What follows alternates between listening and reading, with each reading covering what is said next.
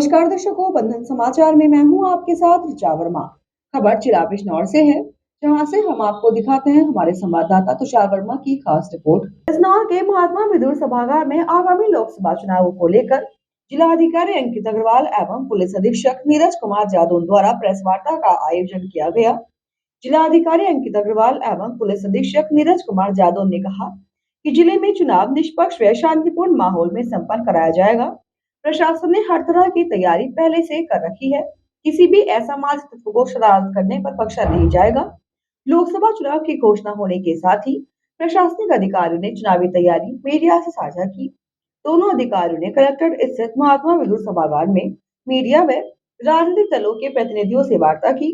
इस मौके पर डीएम ने बताया कि जिले में आदर्श आचार संहिता लागू हो गई है, सभी को इसका पालन करना चाहिए। उन्होंने बताया कि जिले की 8 विधानसभा के मतदाता 3 संसदीय क्षेत्र के लिए मतदान करेंगे। प्रशासन ने 27 लाख से अधिक मतदाताओं के मतदान के लिए 3000 से अधिक मतदेय स्थल बनाए हैं। जिले में 28 सेक्टर बनाकर सेक्टर व्यवस्था लागू कर दी गई है। जो ईसीआई ने, जो भी इलेक्शन कमीशन ने जो भी निर्धारित किए हैं, उसी नियम तहत, कानून के तहत ये चुनाव संपादित कराया जाएगा। हम लोगों का जो चुनाव है अपने जनपद के तीन लोकसभा हमारे यहाँ पड़ती है। एक पूरी तरह से है नगीना और 2 आंशिक है बिजनौर और मुरादाबाद। तीनों ही का डेट एक ही है। एक ही फेज में हमारे यहाँ 60 विधानसभाओं के चुनाव होने हैं, जो फर्स्ट फेज में होना है। जितनी भी चुनाव से संबंधित मुख्य तैयारियां हैं, जैसे ईवीएम की तैयारी है, वो पहले से हम लोग कर रहे थे। एफएलसी हमारी हो चुकी है, ईवीएम की हम लोग पूरी तैयारी कर चुके हैं। जो पोलिंग पार्टी जिनकी ड्यूटी लगेगी उनको हम लोग चिन्हित कर चुके हैं। अब हम लोग अगले 2 से 3 दिन में रैंडमाइजेशन कर लेंगे और जो भी ड्यूटीज लगनी है वो सभी पोलिंग पार्टीज को वितरित कर दी जाएगी। इसके अलावा जो बूथ से संबंधित तैयारियां होनी थी, जितने हमारे 3000 के आसपास बूथ है, 3014, उसको हम लोग पूरी तरह से वो तैयार कर लिए गए। सभी जगह जो आवश्यक सुविधाएं ईएमएफ से संबंधित होनी चाहिए वो सभी जगह उपलब्ध है। इसके अलावा जो समय समय पे हमारा जो इलेक्टोरल रोल रिवीजन की कार्रवाई हुई वो सही तरीके से की गई है। उसमें सभी पॉलिटिकल पार्टीज को हम लोगों ने सूचना भी दी है। अब वोट बनने का काम और घटने का काम, जैसा एडीएम साहब ने बताया, फॉर्म 7 और 8 अब रिसीव नहीं किया जाएगा। आज जैसे ही नोटिफिकेशन जारी होती है, जैसे मतलब चुनाव की घोषणा होती है, फॉर्म 7 और 8 लेने बंद हो जाते हैं। अब हम लोग कोई भी फॉर्म 7 और 8 नहीं लेंगे और फॉर्म 6 10 दिन पहले तक लिया जाता है, मतलब 18 तारीख तक, कल तक हम लोग फॉर्म 6 लेंगे, वो आखिरी दिन होगा।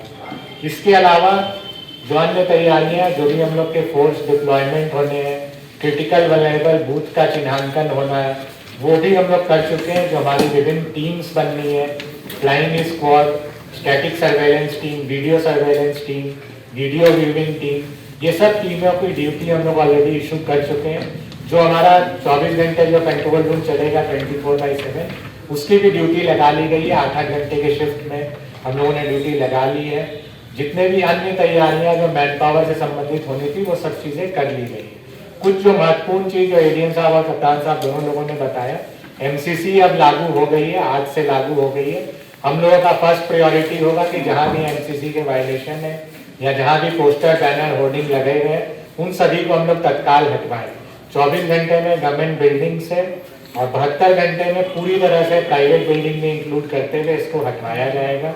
मेरा आप सभी लोगों से अनुरोध होगा कि कोई भी नया पोस्टर, बैनर कोई भी राजनीतिक दल या कोई भी कैंडिडेट ना लगाए, नहीं तो फिर उस पर कार्रवाई की जाएगी। एक्सपेंडिचर मॉनिटरिंग के बारे में भी एडीएम साहब ने बताया है, तो मेरा सभी राजनीतिक दलों से भी अनुरोध होगा कि जो एक्सपेंडिचर मॉनिटरिंग की जो गाइडलाइन है उसको पालन किया जाए। कहीं से भी कोई भी कंप्लेंट अगर आप करना चाहें तो 1950 हमारा कॉल सेंटर एक्टिव है, वहाँ पे आप डायल करके अपनी कंप्लेंट नोट करा सकते हैं, या फिर आयोग का सी विजिल ऐप भी है, सी विजिल ऐप के माध्यम से एमसीसी वायलेशन की कंप्लेंट की जा सकती है। बाकी अन्य कंप्लेंट के लिए या हर प्रकार के कंप्लेंट के लिए 1950 नंबर रहेगा।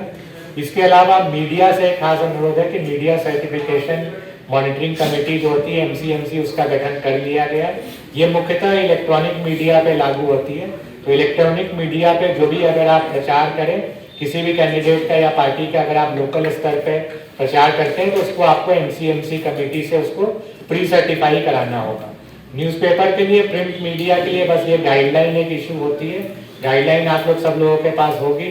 वो आप लोग देख लीजिएगा, वो गाइडलाइन के अकॉर्डिंग ही विज्ञापन छपे।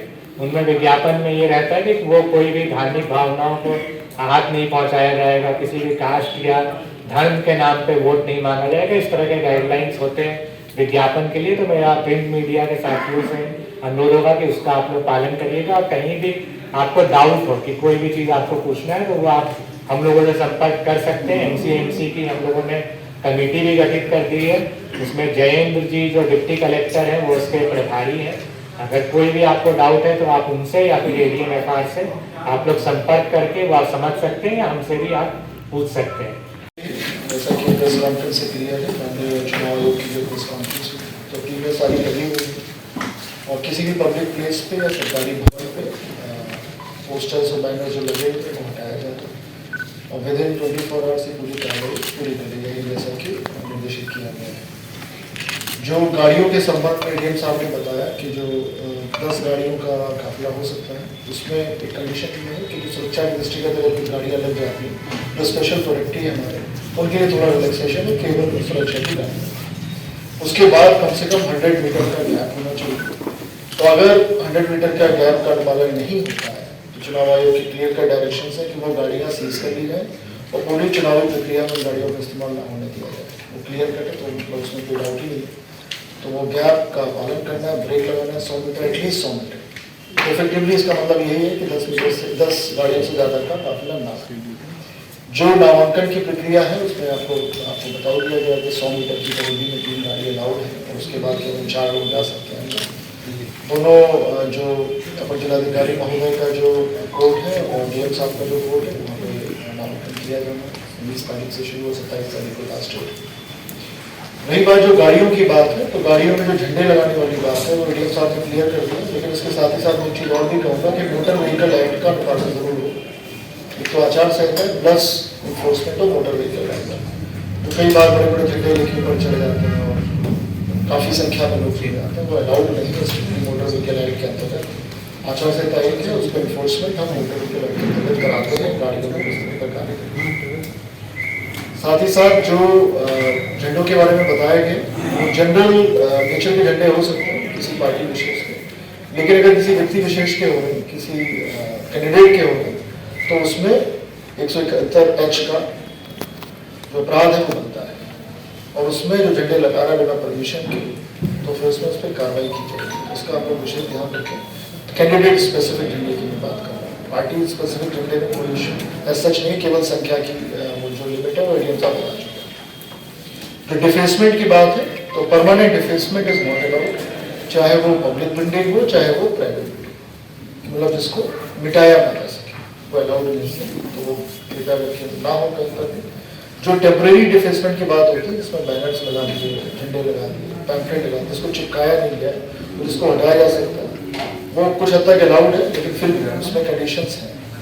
कंडीशंस ये है कि उसकी अनुमति होनी चाहिए, और अगर किसी कैंडिडेट स्पेसिफिक का लगाया जा रहा है तो फिर उसमें वो अगर परमिशन नहीं तो 171H को वो इन्वाइट करेगा, उस सेक्शन को इन्वाइट करेगा। किसी धार्मिक जगह का इस्तेमाल नहीं होना है किसी भी तरह के चुनावी कैनवसिंग के लिए, किसी भी रैली के लिए, किसी भी सभा के लिए, इसको हमें बिल्कुल देखना है इस चीज़ को, और ना ही किसी धार्मिक स्थल पर भी पॉलिटिकल झंडा लगना चाहिए।